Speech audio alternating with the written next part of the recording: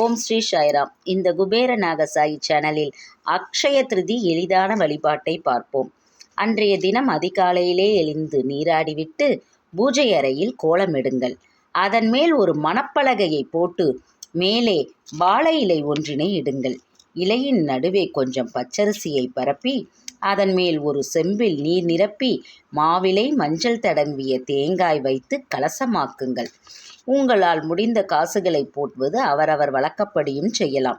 கலசத்திலை வைப்பதெல்லாம் அவரவர் வழக்கம். அதில் ஒரு படி ஆளாக்கு அல்லது ஒரு டம்ளரில் நெல் நிறைத்து வையுங்கள்.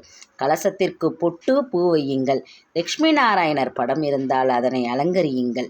பின்னர் குத்துவிளக்கினை ஏற்றி வையுங்கள். மஞ்சள் பிள்ளையார் பிடித்து வாழை இலையில் வலப்பக்கமாக வையுங்கள். நீங்கள் புதிதாக வாங்கிய பொருளை கலசத்தின் முன்பாக வையுங்கள். விலை உயர்ந்த பொருளாகத்தான் இருக்க வேண்டும் என்பதில்லை. அக்ஷய திருதிய நாளில் எல்லோரும் வாங்க முடிந்த பொருளான உப்பை வாங்கி வைத்தாலே அஷ்டலக்ஷ்மி கடாட்சம் உங்கள் வீடு தேடி வந்துவிடும். முதலில் விநாயகரை வேண்டிக் கொள்ளுங்கள்.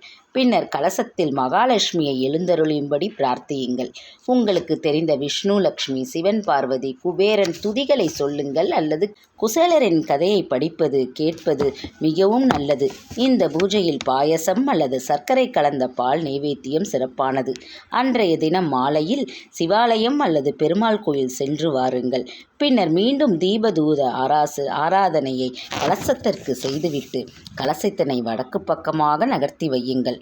உண்ணாவிரதம் இருப்பது, எளிய திரவ ஆகாரம் மட்டும் உண்பது அவரவர் வசதி, உடல்நலத்தை பொறுத்தது.